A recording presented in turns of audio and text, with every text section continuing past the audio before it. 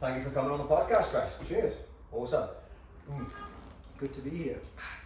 So, to kick it off then, obviously we've been speaking for hours already, haven't we? But if we just if we kick it off by just telling people, what's your name, who you are, and a little bit about yourself. What's your name? Who'd you come from? Yeah. So my name is Chris Davies. I'd say I'm from Swansea, but I'm not really. I mean, I was born in Swansea. Been all over the place. Been a bit of a hobo, to be honest, bouncing around the place. Most notably, I've been in the Marines for 10 years. Left at the end of, technically end of November. My last day was in November. But then I was really finished, legally 16th of January. And did tour of Afghanistan, left, and now I'm a coach, PT, NLP, therapist, rogue, rebel, all that sort of stuff. So NLP, what does that stand for? Neuro-linguistic programming. So the neuro is brain, linguistic is the language, which is your representation, and the programming is exactly what it says it is. I found it really interesting. I used it originally for sales, which is basically how you communicate with other people. And the NLP side of stuff, for me, it was, as I said, neuro is brain, linguistic is your internal representation of the external world. And what that means is the things that you say and the way you act on your internal representation of what goes on outside. So everything outside is objective, stuff is as it is, but inside it's subjective. And the whole point in NLP is to be able to influence people towards an idea of the world they prefer to have, specific actions, specific mindsets, specific thoughts, by using certain types of language almost to program them in a different way. It sounds a bit like magic and a bit like voodoo, but to be honest, people, some people don't like it, they think it's unethical, but what they don't realise is that we do that all day long anyway. We are always programming each other and ourselves by listening, by speaking, by believing or not believing, by choosing to be a certain way. But subconsciously rather than consciously. Yeah, and the point in NLP is to do it structurally and to ask for the change. We become the people we are by seeing the world in the way we wish to see it. Okay. And what you're asking an NLP practitioner to do is to get me to see the world in different ways so that I'm a better person at the things I want to be better at. And what made you want to get into that in the first place? Like, what was the main kind of why behind it, or what, when did you first come across it as well? So, to be honest, this was the catalyst in all of my self-progression, mastery stuff. I read a book years back called The Game, and I'm sure every guy who's read it by now 100 times. The apparent premise of the book, a guy called Neil Strauss, he was a total geek.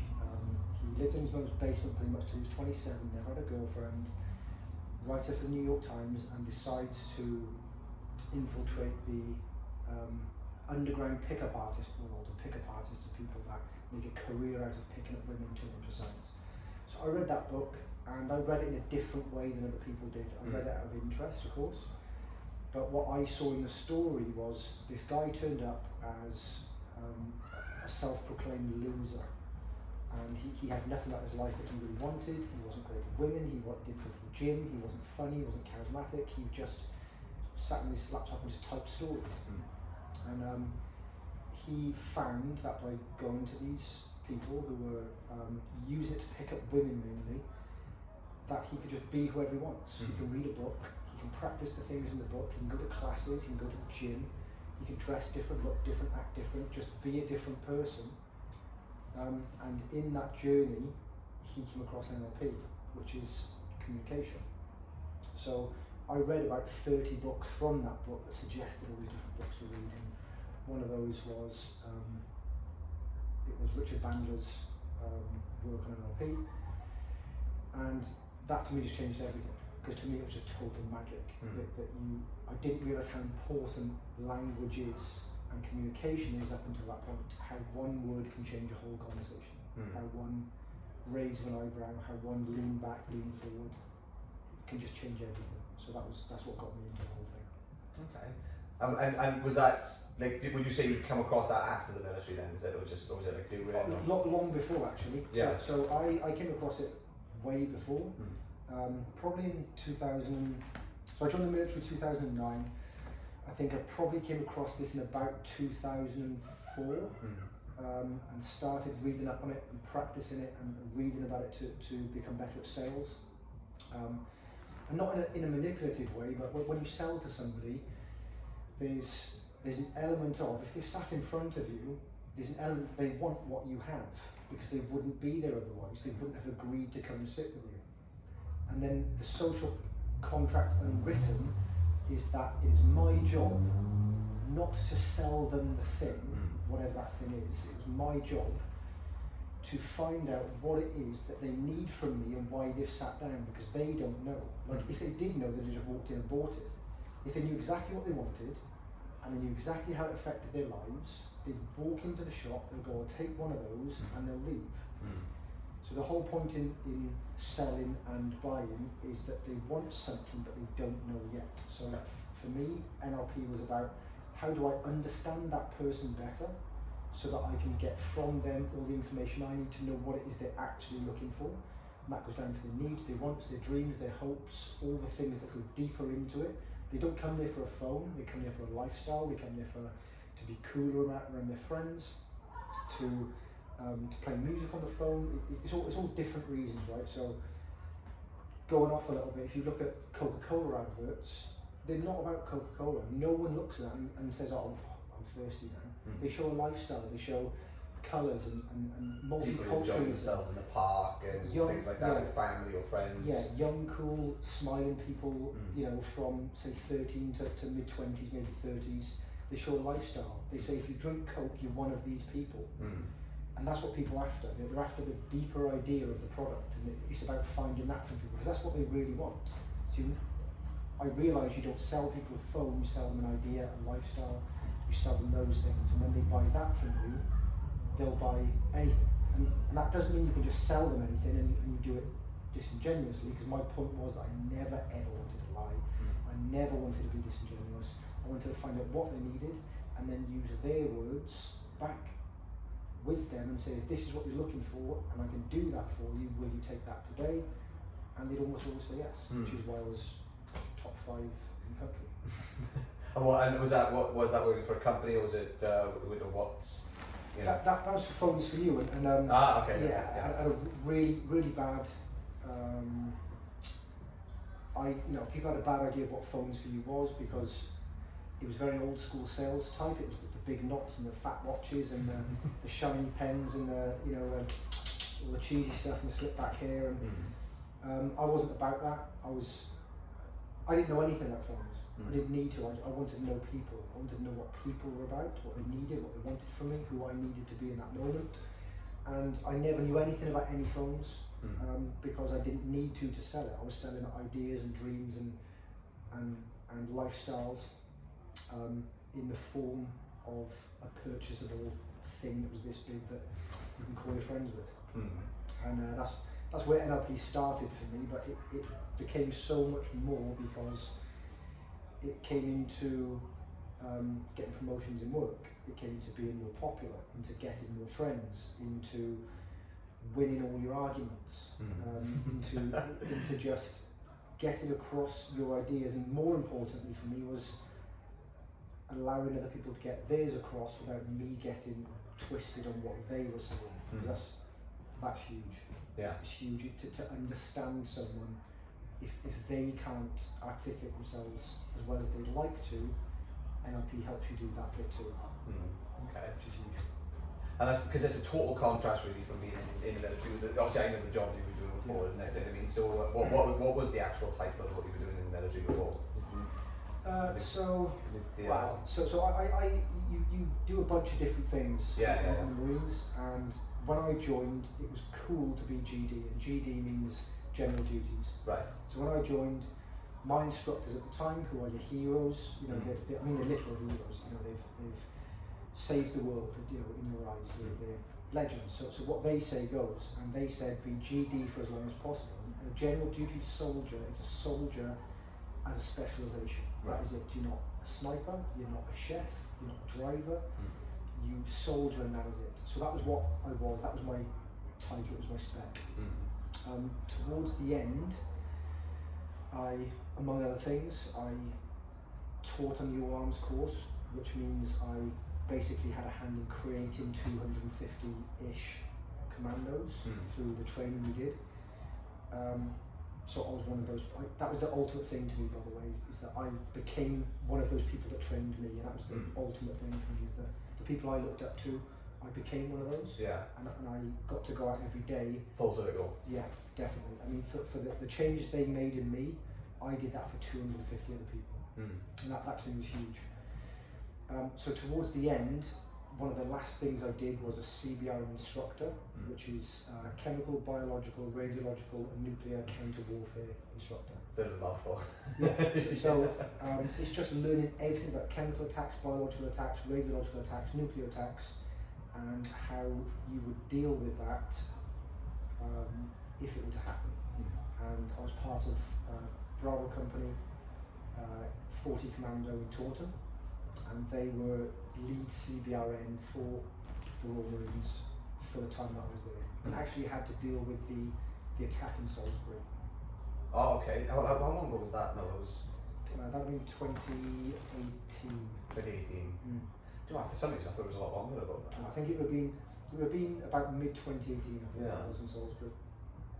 Okay. Yeah. So how long were you doing that for when you were in the military? Was it like... The CBRN thing? Yeah. Only about a year to year and a half. Yeah. It was right at the end of my career. I'd imagine there's a lot of training that went into it beforehand in terms of... it's intense as well. Yeah. The thing with the military is when they train you, if it was a civilian course, it'd be a year long.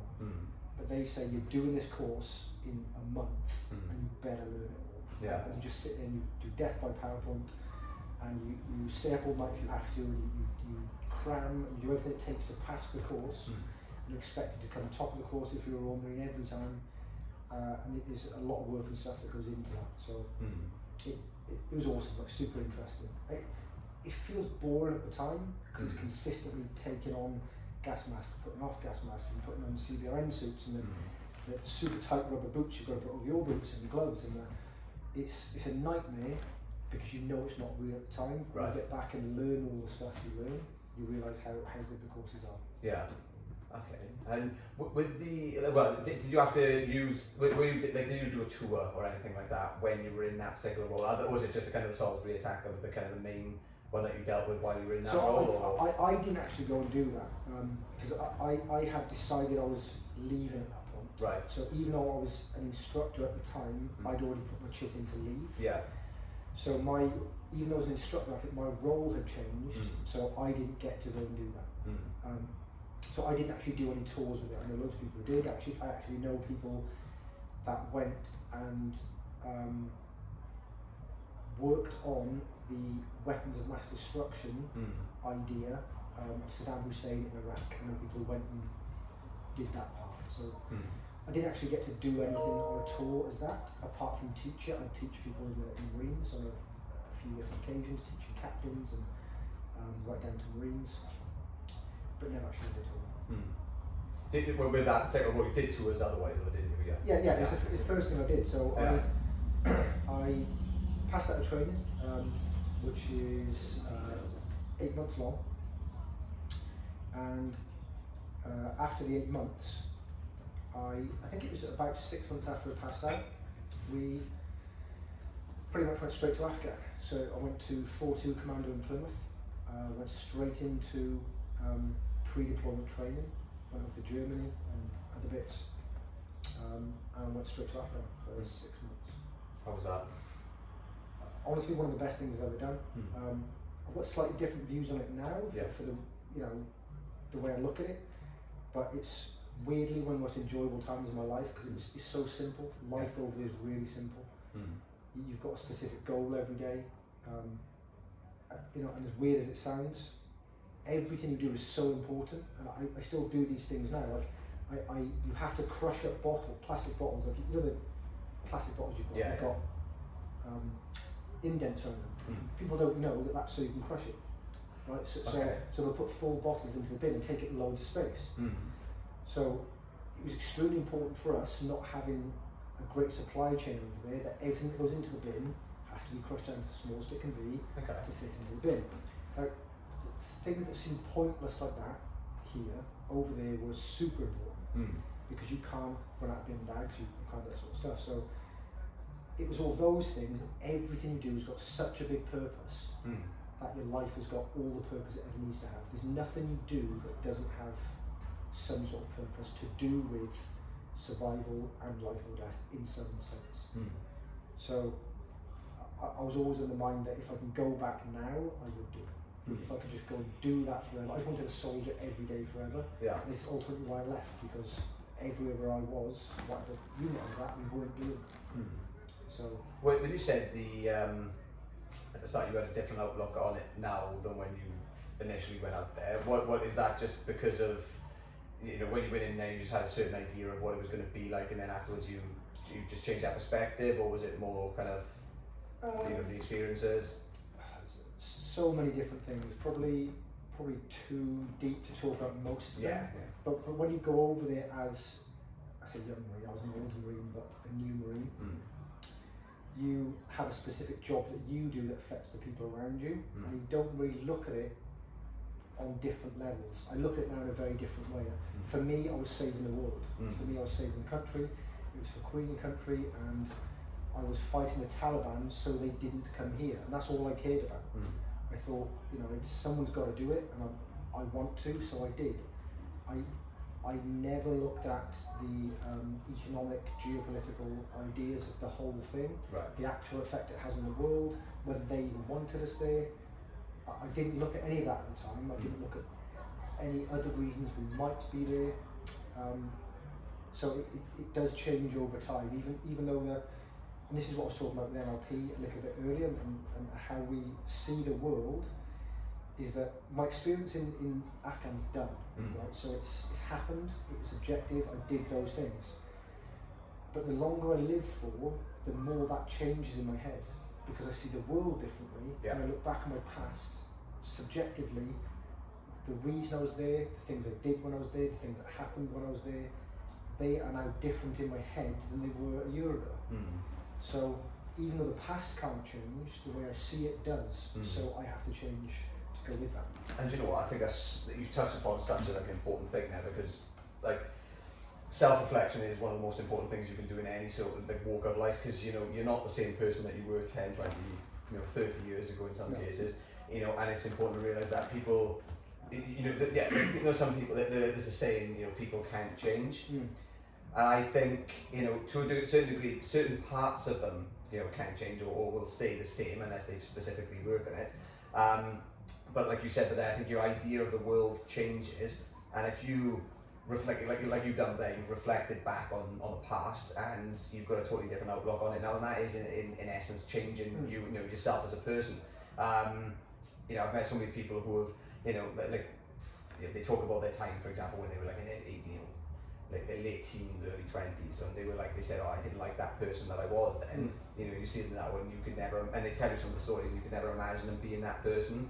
And I suppose that all comes from self-reflection, and well, once you get to that age, I suppose it's part of the process, really, isn't it? Just looking back as what, you know, what you were, and just thinking, I feel like a lot better about what I am now, or who I am now. Yeah, I mean, there's a saying, I've loved this saying, it's a man never steps in the same river twice, because the river changes and so does the man. And to me that's hugely important, in the sense that if I went back to Afghan right now, I'd do it all differently, because I'm just a different person. You know, would I be so brave in some respects? Would I value my life in a different way and not do some of the things I did? You know, would I make some of the decisions I did? And all those things are important, and the people that I help with NLP, for example, they get stuck in the past. So people who are having troubles, usually, they're either stuck in the past and can't see a positive idea of the past, and stay there, and that sticks with them forever, which means they don't change and they don't learn positively from it, or they're stuck in the future, which becomes anxiety. So if they live in a future that hasn't existed and won't exist probably, and they have negative thoughts about the future, they are creating an idea in their head of something that may never happen and worrying about it, and they'll stay there forever. Even if that thing never happens, they can be anxious about something that never happens ever, but they live their life as that because they've not decided to deal with it. I think they say that about 80% of your problems live entirely in your head, isn't it? I think every bit of anxiety that I've ever had is not every bit, but the majority of it has been things like you said that I've thought about, and I haven't really put that much thought into it. It's just more like, oh my God, I hope this doesn't happen, or I hope this person thinks of me in this way, or they don't think of me in this way. And it's all kind of non-tangible. There's not a lot of fluid to it a lot of the time. Yeah. So in NLP, spirituality, and quantum physics terms, all three actually marry it quite well. 100% of problems are in your head. Now that doesn't mean that you create them. It doesn't mean that if you happen to have a bad time, or there's a car accident, or you're abused, or that something terrible happened to you, it doesn't mean it's your fault that it happened. It doesn't mean that it's easy to think about it in a positive way at all. But no matter what happened, the experience of it happening only happens in your head. It can't happen anywhere else. It can't. So it's not that it doesn't, or you choose it not to. It can't. So, and what I mean by that is, you've got your five senses, which are your they bring the world into you, and your eyes, your ears, your nose, your mouth, the skin says this is the world. And then when it gets into your head, your brain says, with meta models of how you see the world and with your beliefs and values and ideas, it condenses all those things into, well, we've seen that before, so we'll put that here. We've seen that before, we'll put that here. If you're scared of dogs, all dogs are scary, so they have to be, because we got bitten by one once, so don't go near dogs. Okay. So now to you, all dogs are scary, right? So, but your reality is totally different. So we can stand next to the same dog, and it could bite me and it might not, but the fact is that my experience of the dog is in my head. It can't be anywhere else. And it's the same for everything. And as weird as that sounds to a lot of people, this always offends somebody, especially the ones that have been through trauma, is that once you are told that your issues are in your head, and that trauma is somehow a reflection of yourself and controllable by you, it offends a lot of people because they mix that up with what happened at the time and how I choose to deal with it. They're very different things. Right. So there are people who are born homeless, that lose both their parents, that are immigrants and can't speak the language of the country, arrive in America or the UK or somewhere and become millionaires and billionaires. There are very famous people that's happened to. Eric Thomas, the hip-hop preacher, was homeless for a long time. He's now a multi-millionaire. So he's black, which in America's been spoken about a lot recently as holding you back. He was homeless, which everyone thinks it holds you back. He had a bad childhood. He was a bit of a tearaway. All those things should mean you fail technically, but he chose to deal with all four plus more of those things in a positive way and turn it into a good story, rather than saying, I'm black in America and we're oppressed, I won't deal with it, I'm homeless, I can't have anything, I had a bad childhood which means I'll have a bad life. He chose to turn those into positives and do something with it. And that's kind of what it's all about. It's not about what you have, it's about what you do with what you have. It's the internal conversation you have with yourself, isn't it? How you speak to yourself, and in that situation, like you said, but a lot of people would have looked at it and gone, I haven't got enough money, or I haven't got enough, etc., fill in the blank. Whereas he's probably gone, okay, well, yeah, I haven't got as much money as I'd like to have right now, but I'm going to work towards it, and like you said, he's used that as a positive, in a way. As long as he's got more money tomorrow than he has today, then that's moving in the right direction. And I suppose it's just compounding that over time and instilling that kind of both self-belief but also consistency within, you know, your, I don't want to say routine, but your habits almost, you know, like, or the way that you look at the world. So like, you know, as long as tomorrow is, you know, today is better than yesterday, then, you know, you're on the right path and just living it day by day. Yeah, and sometimes tomorrow won't be better than today because there's external factors and internal. But there's a thing called Elliott wave theory, for example, where the life in general, the world, the universe in general, moves forward 5 steps, back 3, forward 5 steps, back 3. It's mathematical, it's built into the nature of the universe. You can't get away from it. Yeah, I've heard of this. Yeah, I think we might have talked about it before. Yeah, possible. So it's actually built on the Fibonacci sequence, the golden ratio of how the structure of the universe is the way it is. So you might move forward a bunch and then move back for, you know, 3 of those 5 points you move forward. And then with those 3 points back, you're still actually 2 points further forward than you were when you started the 5 forward, right? So you go forward 5, back 3. So you're now still ahead 2 points to where you started. Yeah. But do you cry because you're back 3 from 5, or do you congratulate yourself from being up 2? Because the other 5 are coming, and it's about that. So what do I need? So the 3 is worse than the 5, but it's better than the 0.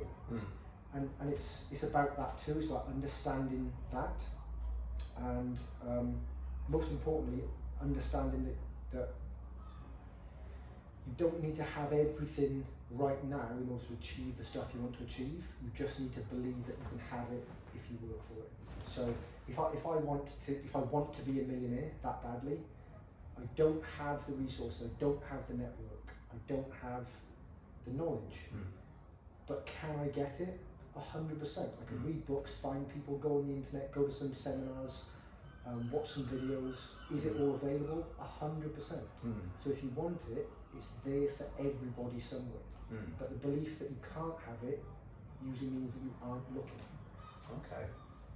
And yeah, that's quite interesting. So that I suppose that ties in a little bit with, you know more about this, that people say that even though people will say they want to be rich or they want to be a millionaire, they don't put a figure on it. They also feel, it's often that they feel guilty about having or obtaining money because it's seen as a negative thing to, you know, to have too much money or more than you need. Are you familiar with what I'm talking about here? Yeah.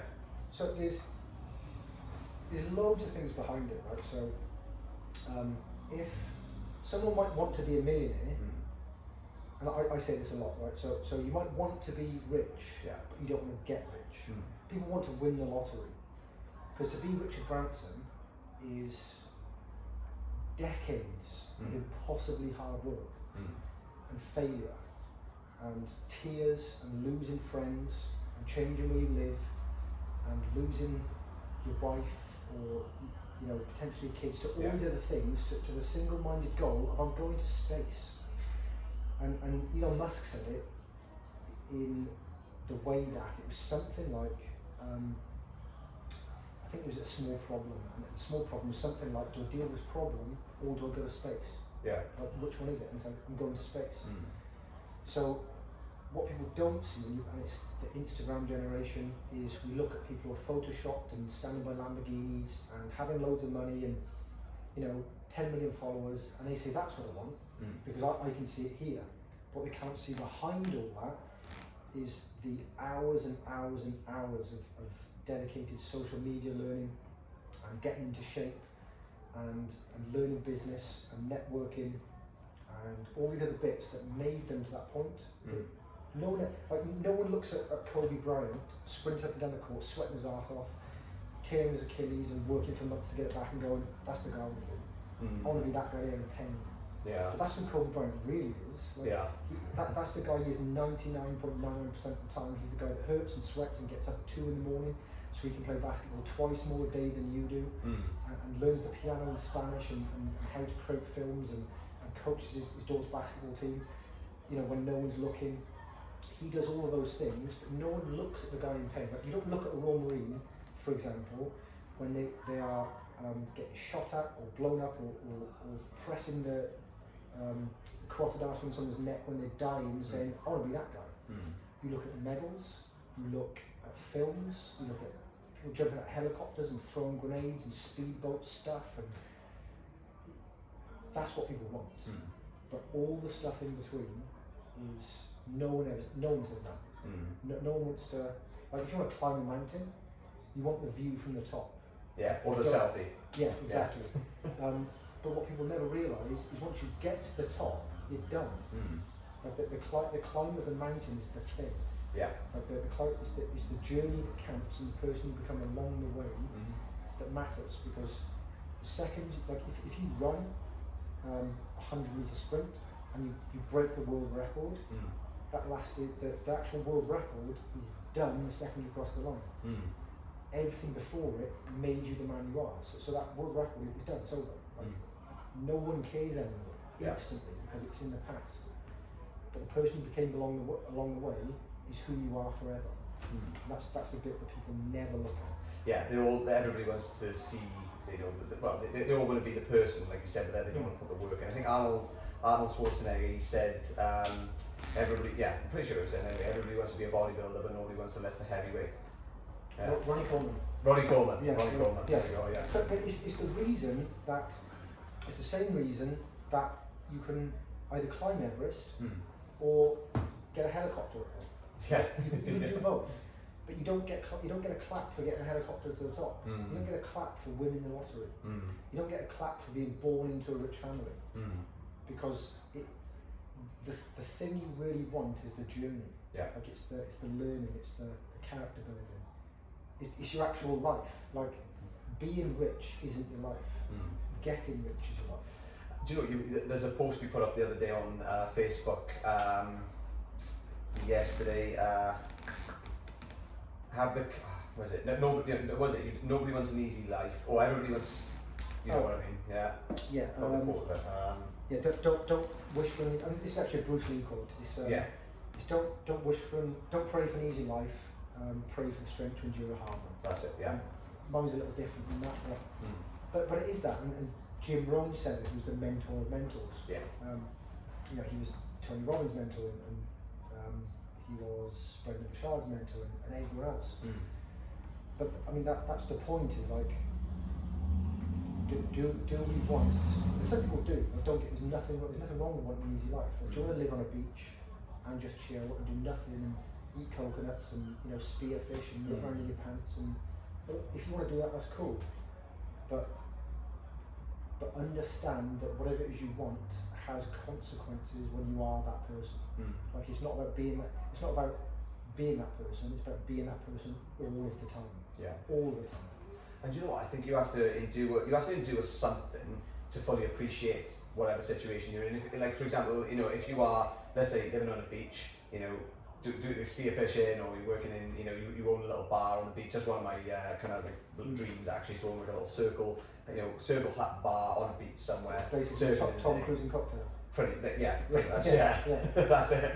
And like I think that if I was to have done that at age 19 or 18, whatever, it would have been great. It would have been a good experience. I'd have enjoyed it, but not as much as I'd have enjoyed it at say 30 or 40, for example, because I've had to endure all of the other stuff to know what the good life tastes like or looks like, for example. And I think that's where that quote kind of comes into relevance, in the sense that if you've gone through this, endured this hard life, and you've endured different things in life, when you have those sweeter things in life or those better circumstances and situations, you can actually appreciate them a lot more, and you understand how I suppose it's the gratitude for them then, isn't it? Yes. So I've got 2 minutes of life experience on that, and I've done most jobs. I've done loads of different jobs, right, in every sector that I can mostly think of. So everyone wants to own a bar. If you speak to most people, what you want to do is usually a bar or a coffee shop, like a gym. That's what everyone wants to do.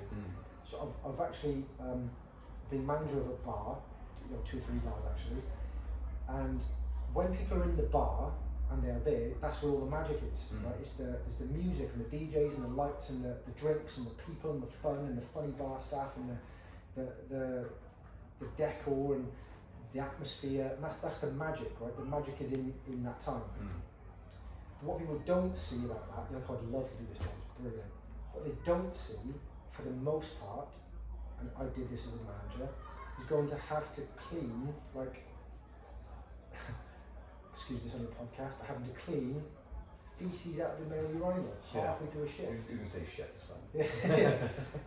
But having to clean up sick and you know, deal with people who have fallen over in their own vomit and getting them out the bar so that they are safe and they are cared for.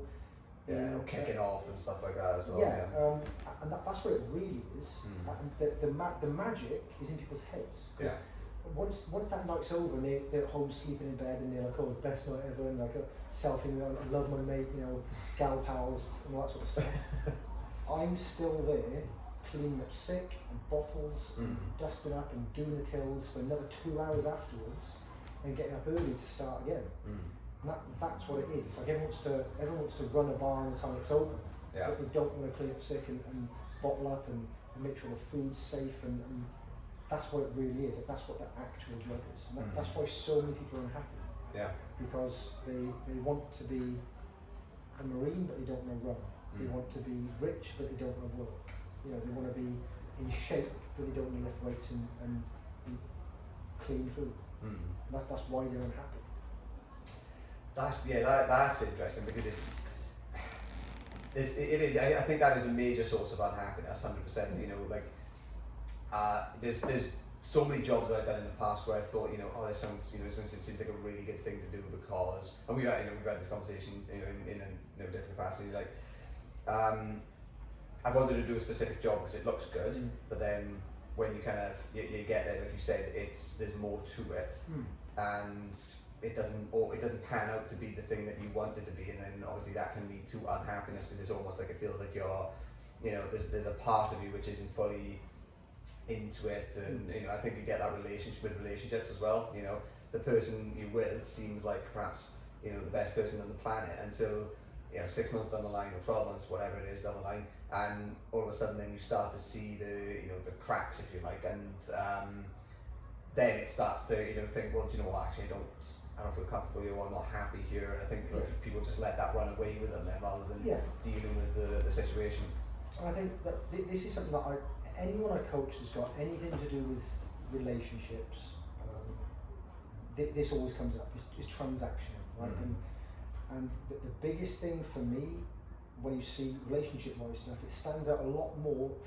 Guys always want to be with a model, right? They look at girls on Instagram, they've got their boobs out and they do whatever else, and they're like, oh, I want that girl. And then women look at men in uniform and they go, oh, that guy, right? Not all, obviously. But being with a person in the military, it's not all heroism and you know, marching and pomp and circumstance and being followed by a band and you know, greeting at the airport and the old famous Navy kiss back after World War II. Most of the time, you're dealing with a person who's away all the time. They might be angry because of their job. They might be, you know, away and missing home and be emotional. They might, you know, they might be suppressing a lot of stuff because they kind of told they're not allowed to be that way. That's what being with a military person's like. And when a guy is with a model, they've got to deal with every single person hitting on their girlfriend all of the time because everyone seems to think that that's what women do if they're half naked, is they want to be having sex with every person that looks at them. So the reality of what is past the facade of what you see is very different, and most people don't look past it enough to say, like, so for example, like, let's say you went on a date with a model, like an actual dating model, and she's lovely, and she's perfect, like that, you know, she's incredible, she looks just the way I'd like a girl to look, she's wonderful, and I want more from this. Like, on the first date, do people say, like, you know, what's your job like? What do you do? What, you know, how do you live your life? Like, what happens day to day? Like, what's it like when you go out to bars? And do they really look for what it is that is going to happen in that relationship and how they are? They might say, well, oh my God, my inbox gets blown up every day by 50 people sending me dick pics and doing this and doing that, and, you know, offering to have sex and wants to pay me for this and pay me for that. Every time I go to the bar, people pinching my ass and doing, you know, whatever. And they'll realise, like, well, she's amazing, but that's not what I want from a relationship. So she isn't what I want. and because they didn't decide that in the first place, they go with it because they're attracted to her, and they stay with it and never decided that actual lifestyle isn't what they want. Yeah. And then they try and change that person so that they are the person they want, and they fight over it for years and they just split up. I was going to say, because it causes a lot of conflict, like internally within themselves, but also within the relationship, I suppose, when you're trying to change somebody, because it's people. I think people, even if you're open to change, we don't necessarily want to change. Do you know what I mean? I think, change is the only constant. Like the only thing you can ever bank on is change. Yeah. For everything, like the universe is chaos, just in its nature. So everything's going to change, but it's the one thing that people don't want to do. Yeah. And I think rightly so, because you get comfortable where you are, and people then want things that they never really decided they wanted, and put that onto their partners and their friends and their work colleagues, and because they haven't internalized it and then externalized it and thought this is what I want and laid it out, and that's where you get successful people, right? Is that they say, well, and good leaders, right? So what do I want for my life? It's this, and this. Say no to everything that isn't that. All of it. If it doesn't fit in that, it's just a no. So someone comes into their life and say, hey bro, I'm this, and they shake your hand out, I'm so and so, I'd love to help you and do a business deal. He says, well, does this person fit in this box? Have I got a 10% thing either side? Yes, I do. No, they don't. Nothing to do with you. You're a good person, I like you, but not for me. Like, you do not add to my life goals. And as good as you are, and as much as I like you, I've got more important things than being your friend. I've got a purpose. And it's those people that do very well. They've decided on every area of their life to the nth degree, and if it doesn't conform with what they want, then they just say no. Do you know what? I've always had a problem with that. Saying no, but also, in a sense, saying no. Do you know what I mean, to plans and things like that. For example, if I know that I need to get something done or want to get something done, if I got just work that I want to crack on with, and I know that I've, that pretty much if I want to do it, I've got to do it within like a day or two or whatever. Do you know what I mean? But then somebody rings me and they say, should we go surfing or should we go, for food or whatever? I'll go. Yeah, why not? You know what I mean? And I suppose there's two elements to that. There's one, like I'm not saying, even if I didn't really fancy food, but I thought, I'll just go for the social element or whatever. Then again, that's learning. It's not saying no when I should, but also then the escapism, because perhaps essentially if it's something I want to do, then I'm more likely to say, actually no, I'm not going to come to food. Whereas if it's something I need to do, I might not necessarily want to do it. So then it's a form of like escape, isn't it? It's a form of like, okay, well, I'm going to choose the next best option. Someone's offering me to go surfing or someone's offering me to go for food.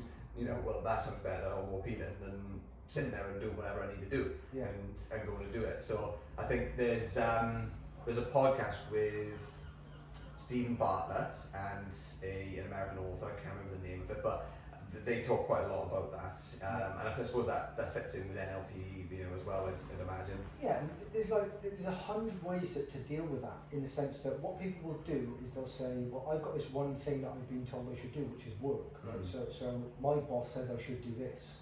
My friend asked me to go and surf, and I went and surfed, so I did the wrong thing. How do I deal with that? It's like, well, number one, what's more important, surfing with your friend or your job? Because people will say, well, I need to do my work, that's the important thing. And you think, well, is it really? Like, what do you want from your life? Do you want to be doing that work? Do you want to be sat at a desk at 2 in the afternoon, slaving away and typing for someone else's own good, so you can help them fulfill their agenda? If that's what you want, instead of enjoying your life and surfing, then do that, right? But you clearly don't, because you're surfing instead. So rather than saying, like, how do I stop going to do the stuff I want to do over the thing I think I'm supposed to do, maybe you should say, why am I bothered over things I don't even want to do instead of stuff I do? Should I not be working more towards how can I surf more? Rather than how can I work for someone else for pay I don't like, to work for people I probably don't like, to buy stuff I probably don't want, to impress people I don't even know. So I do love that. So like that to me is everything as well. Is people don't decide really who they are or what they want. And it's one of the first things I work on with people is like, have you decided who you are? Like, who are you? And most people will go, I don't know, no idea. What do you want? I have no idea. I don't know. One thing I have realised actually is actually through lockdown pretty much, you know, the pubs have everything been shut. You know, so like, you know, it's almost been forced into the, you know, the thing you can't have nights out and things like that, obviously, because, you know, nothing's opening. But I've realised that going for, you know, just going for a pint, you know, 1 or 2 pints, like what we're doing right now, we're sitting in a bar, we're having, you know, a little drink.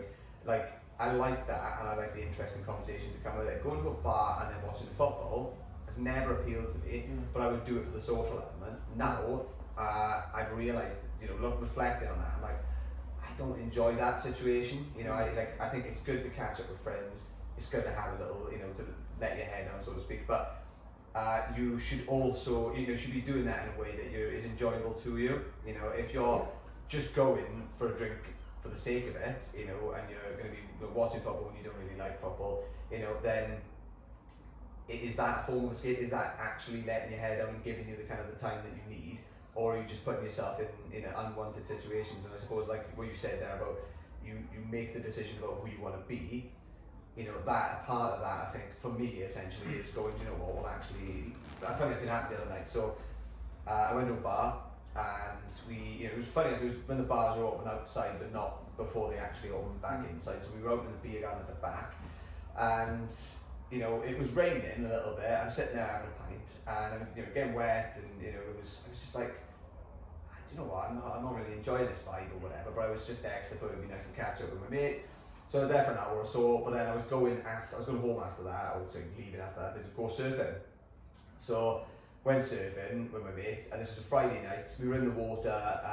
You know, I got in the water about 7 o'clock. We were in there till like maybe 9:30. And you know, I just had this kind of realization when I was in the water. I was like, you know what, this is like, I love doing this. I'm really enjoying myself. Like I feel fulfilled. You know, I feel content. You know, and then I was kind of reflecting back on 2-3 hours prior when I'd been in that bar, and I thought, well, I didn't enjoy that. I didn't like the way that I felt in that bar. I didn't feel like I was just kind of in tune with my own being and who I am and stuff.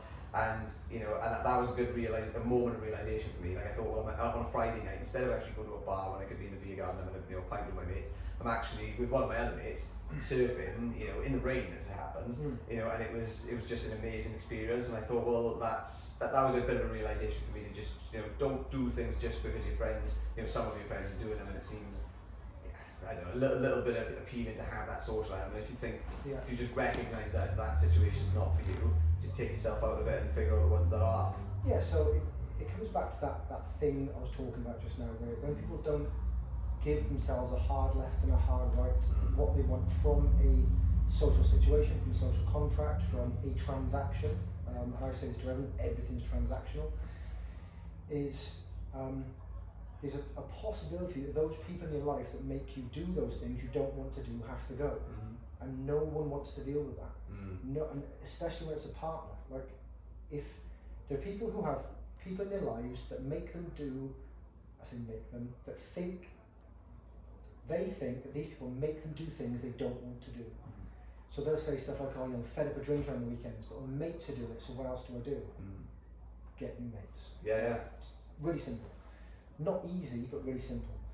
And it's always that thing of, and you said it perfectly just now, and this is exactly what NLP is about, is that what you said is, really, you go in there to see your friends, but they're drinking, they're watching football. So you're going to see your friends, like, be with them. You don't enjoy anything they're doing, but it's them you want to see. Now, if that's all they do, then they're not the right friends for you. And that's just the end of it. Because if you're going to do things you don't like just to be around them, and they won't adjust their lives for you either, you're creating unhappiness. 100%. Or you're at least creating roads to unhappiness. Yeah, and it's almost like, because friendships evolve that way, and this is the other thing I say to people, especially in relationships, right, is that if you met someone 10 years ago, and when you're kids, or, you know, you're say 14, 15, and you meet because you like Warhammer, right? You meet like picking things or whatever, and you're bezies because you're doing Warhammer. But as the years go by, you're still good mates, and they go off and they do their jobs, and you do your jobs, and they start becoming booze hounds and do drugs, and you do something else, and you keep going back to see them, and they evolve into this person and you're like, every time I go out and they just do drugs and they drink and they do this and they do that, and I don't like it, right? But I want to see my friends. Now, the point for me is, delete the past. If you met them today, and like if I went out now, I bumped into a random person in the street and they said, do you want to come play basketball? Do you want to surf? Do you want to go climbing? I didn't know them, I'd go, yeah. Because I like doing that stuff, so I'll do it with anybody. Like, unless you're, you know, horrible person. But what I mean is that instantly it's like, well, that's the stuff I like, so yeah, sure, I'll give that a go, why not?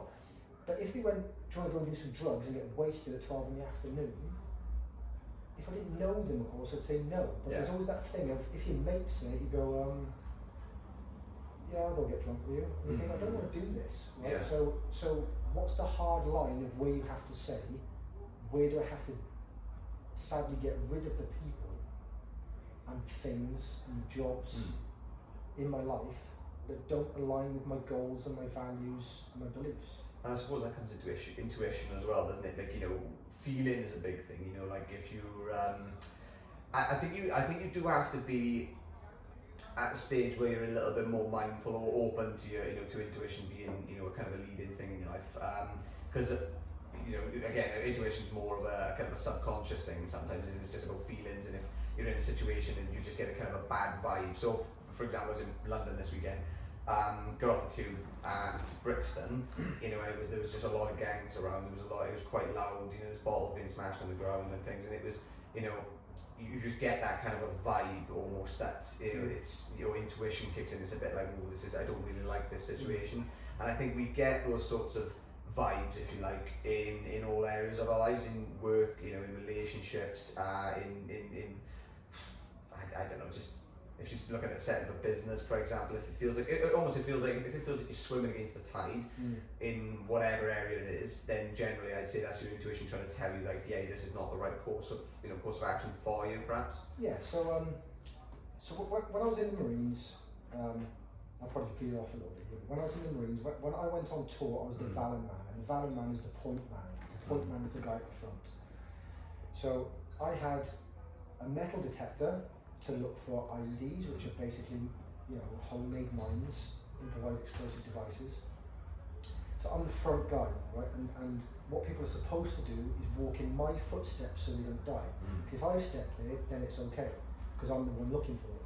I've also got a horn, right, which is, it looks for air pockets, so I can see if I'm going to step on a pressure plate. So one makes a beeping noise if you're searching for coins on the beach, and the other one makes a ghostly, ethereal noise if it finds pockets of air. And if you find a pocket of air, then it's likely that there's maybe a pressure plate that when you step on it, it touches, two bits of metal touch and you blow up. Right? So you start to do that. And after about 3 months in, they start to hinder you, because they can only do so much. Yeah.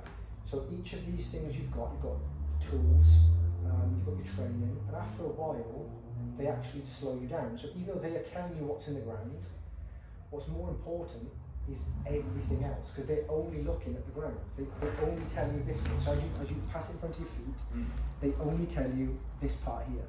They don't tell you atmospherics. Right. They don't tell you about people around. They don't tell you about markers against the wall. They don't tell you about, you know, the way the children are acting. They don't tell you about anything else. It's just that. So after a while, you put them away. You put them away because you start to get this sense of what's right and wrong. Yeah. And you can walk down the street and just go, there's something wrong here. And you just know it. So you turn around and you take a different way. Yeah. And it becomes an intuition in the sense that I've been given all the tools and all the training and my senses, my eyes, my ears, my nose, all that sort of stuff. But there are things inside of you. So you've got part of your brain called the reticular activating system that looks at 7 things plus or minus 2. That's what everyone can focus on. Okay, right? yeah. Your brain, then, the unconscious part of your brain, is paying attention to about 20 million different other things that you have no idea. Your breath, your heartbeat, your heat regulation, your hormones, your peripheral vision, smells you don't know you can smell, all those other different things. And it's the 20 million other different things that say to your brain, we've seen this before, we know what this is, something isn't right. Yeah. And that's your intuition. It's all the bits you don't know you're paying attention to. So you pay attention to 5 to 9 things, and your brain, which is the unconscious part, looks at everything else, takes into account. For example, all the writing on this wall, my brain's seen it, it's scanned it all. But if I'm not paying attention, my what's called first attention doesn't know it. My secondary attention, if you looked in there, probably could read the whole thing, right? If you hypnotise someone, you could probably get them to read what's on the wall. So that is actually so powerful. This is what I said, veer off a little bit. Is that experience of using and having to use your intuition and your unconscious mind to actually save a life and to stay alive becomes so strong that people who are in my position, the point man, they, in America and Russia, I don't know if they've ever done it in the UK, they took point men out of those positions and put them into programs for to be psychic spies. Right. And there's genuinely tons of documentation on this. There are people who have had medals for finding dead bodies in police investigations, for spying into Russia, spying across the world, for these people who've worked on their intuition so much that they can just almost see across the world and across time. Like it's genuinely documented. You can go online and find it all. Yeah. So massively long story in going back to that intuition is hugely powerful, hugely, and the more you pay attention to it, it's a real thing. That the more you pay attention to your gut feeling, your heart feeling, is practice. And I say this to a lot of people, it's one of my new things. I said it accidentally a few weeks ago, and I've realised how true it is while accidentally saying it, is that the things we do daily are the things we get good at. Right? So if every day you're anxious, and you're practicing anxiety every day, you get really good at being anxious. Right? So you've all heard about becoming an expert by doing 10,000 hours or something. Yeah. Now if you spend 10 hours a day of being anxious, it's going to take you 1,000 days to be an expert at being anxious. Right? So if you don't want to be good at being anxious anymore, start practicing not being anxious, because that's what you want to be an expert in. Yeah. And it's that same thing with your intuition. If you want to be good at that, pay attention to it, start using it properly, and realise it's a real thing because you feel it. It doesn't mean it's always right, but because you feel it, then there's an element of reality to it. Yeah. There kind of has to be. There's actually a book on it called Blink, so if anyone wants to read it, it's about how your mind can decide on certain things in the blink of an eye. Yeah. The first story they go into in the book is they find this guy who's got a statue, right? And in the statue they test it with the scientific things, and they say, yes, this is the one, this is real, it's a totally real statue, it's from the 1500s, this guy's a genius. This guy, he can sell it for millions, we've tested it scientifically, it's real. And an expert in the field walked in and went, fake, straight away, it was wrong. Done no tests, but he has seen so many in his time that he didn't know why it was fake, but he knew it was fake. Yeah. And because he's done enough and he's trusted his intuition and he's got enough experience, in that blink and instant, he knew more than the most advanced testing machines could even tell the world. And it turned out he was right. Right. Because he trusted it was fake, 100% fake. But because he trusted it and he became that person who lived off it and did that all the time, that's another facet of, I guess, what we call sixth sense, which is just knowing stuff. With that, you mentioned as well about hypnosis. Obviously, we spoke about this beforehand, but what would you say? Would you say hypnosis is a good thing, a good method of people who are perhaps anxious about certain things, depressed, if they go through a lot of stress in their life and things like that, because some people are quite. It's almost got a bad rep in a sense, hypnosis, and because I think people have seen people on TV, or they've seen people doing it for a laugh, comedians or something like that, and taking a piss with it. What would you say from a kind of a therapeutic point of view, from a counselling or coaching point of view, What are the values in hypnosis, and what kind of experiences have you had? No, maybe not yourself, but with with clients. So, the thing that people need to understand about hypnosis is, one, being in a trance state, which is where you want somebody in order to make change. It's not voodoo, it's not magic. Everyone can do it, and it doesn't have a specific feeling. So if you've ever been in a conversation and someone's boring the life out of you and you start to drift off, that's you in a relative state of hypnosis. Okay.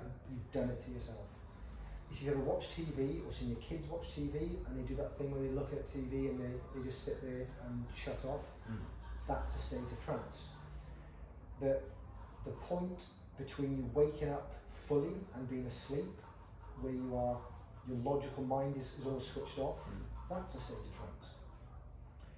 So there are people, and I did this actually, I went to watch Darren Brown, who's one of my heroes, and I went, you can't hypnotise me, it's impossible, right? So he did group hypnosis on the crowd, and because I thought he could hypnotise me, he couldn't. And that's not because he's rubbish at it, because he's one of the best in the world. So what people need to realise is that as a hypnotist, I can't actually do anything to anybody. Because as we said earlier, all experiences are in your head. Yeah. They have to be. So if you want to be hypnotised and you want to make change, all the things that happen during a hypnotic session, you actually do to yourself. All of it. There's not a thing that happens to you that you don't do to yourself. So if I start a hypnotic induction, if you don't want to go under, you won't. Yeah. Because you'll force yourself not to. Now, if I speak in a certain way, it makes it easier. If I can do it wrong, obviously, because this isn't going to do it. But if I speak in certain ways, it helps. The thing is, the person has to realise that if they want to do it, it can happen. So they've got to allow it to happen. They've got to permit it to happen.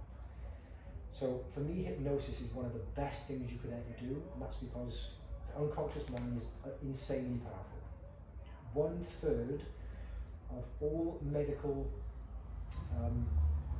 interventions to heal people is to do with the placebo effect. Yeah. And the placebo effect is the mind fixing itself in the belief that the pill or whatever it is going to work.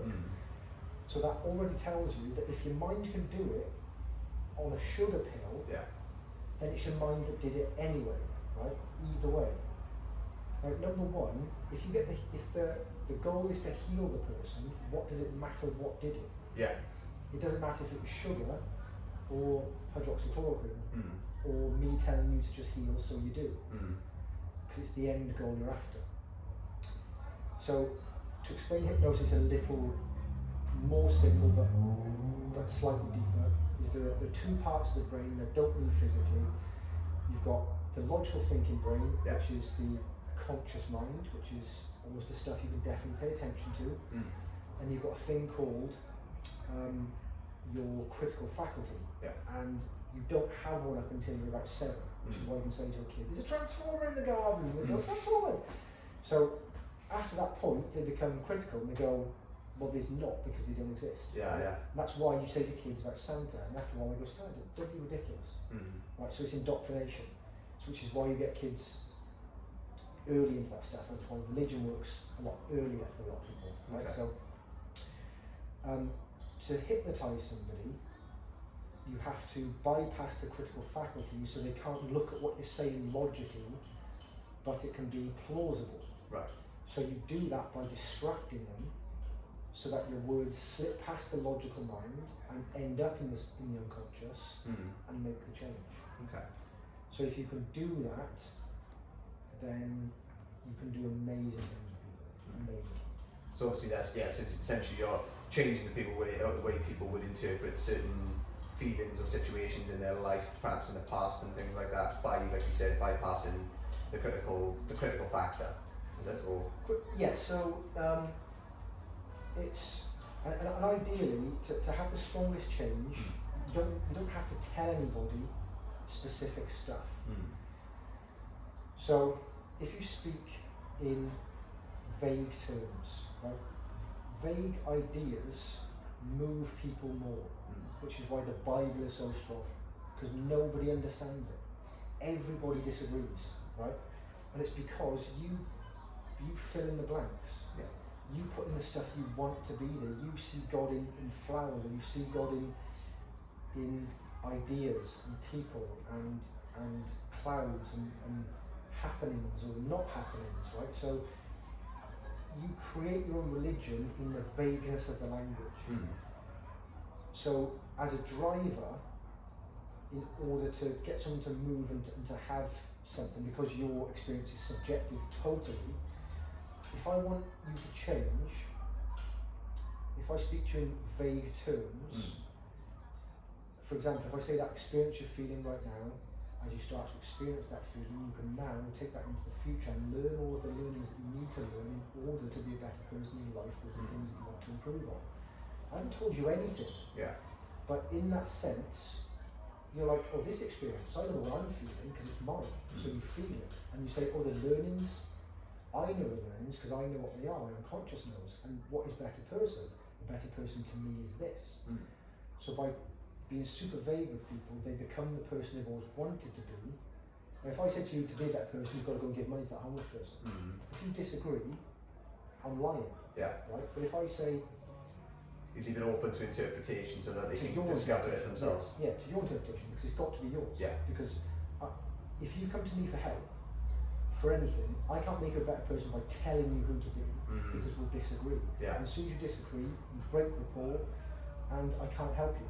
So you need rapport throughout, so I can't assume anything about you, I can't tell you how to be, because I don't know the best for you. You know the best for you, so what I'll do is I'll use vague language that doesn't tell you anything specifically, but guides you into knowing the best thing to do for yourself in order to be the best person and the outcome that you wanted to have in the first place. Okay, I get you. That makes sense. Trance. I was just going to say, this is a lot of information to process at once, to be fair. But we've been going quite well there, actually, haven't we? I think I finished my drink a while ago. I have no idea. Maybe. I think we have. I was going to say, if we're going to wrap it up here, do you want to talk a little bit about your coaching, the business you're doing currently now, like social media, how people can get in touch with you, and kind of the stuff essentially that you do help with? So obviously going on from, like I was talking about, the anxiety and depression and stuff, like I say, that stuff you deal with. How, if people want to get in touch, if people want to get on board with the with the coaching and stuff, how do they get in touch with you? What's the best? Sure. So it's two things. So I've got a new business with a friend of mine, Dominic Hodge, and that is the Coach Flow project. And it started out as a PT thing, a physical training thing, and it's morphed into, because he's an absolute expert in that, the Coach Flow project now is he does all of the physical changes in people. He talks about diet, he talks about training, he talks about habits, about sleep, about eating, to the nth degree, because he's a genuine expert. I don't know many people who know more than he does about this sort of thing.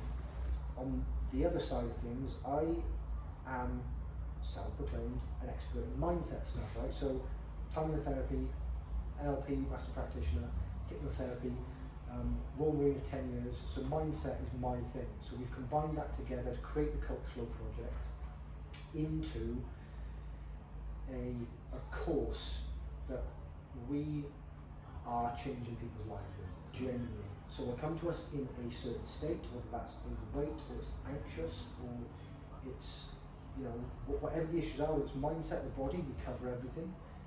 And by the end of the 16 weeks, we will have taught those people how to look after their mental state with specific tools, tactics, strategies, to look after their bodies with specific tools, tactics, strategies, guidelines, training, nutrition. So at the end of it, it's almost like a graduation where we don't want to ever pay for a psychotherapist or a PT ever again after it's done, because we've taught you a lot through it. In that you do get PT, so you lose lots of weight, you do loads of other stuff. But you learn about the behavioural aspect behind it as well, so that you perhaps, your diet is more, well, like you said, you eat cleaner perhaps, or you're just more, you monitor the calories and things like that, so you kind of get the psychological element behind why you might be eating too much in the first place. Yes, so we don't just for example, thrash people for an hour and go, right, do some press ups, and they lose some weight, and at the end of it, like, I didn't learn anything, but I lost a bit of weight. We create something around their lifestyle, teach them how to create something around their lifestyle, help them lose weight, help them with their mindset, help them get over past anxieties, issues with jobs, with relationships, with money, with anxiety, with fear, depression, all that sort of stuff. And at the end of it, the point is that we've got a course that's got them through it all and made them the person they want to be, but also taught them to fish. Yeah. So they can go out and do it themselves. So if anyone's interested, we've got the coachflowproject.com /application is where they'll see our first video on that. It doesn't talk much about mindset, but talks more about weight loss. Yeah. And secondly, if they want to just see some stuff I do, it's just Chris Davies on Facebook, and Chris _Davis _online_coach on Instagram. That's a new thing for me, really.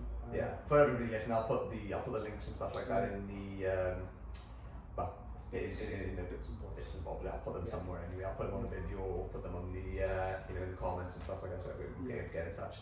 But thank you very much for coming on the show, man. Thanks for having me. Pleasure. Cool.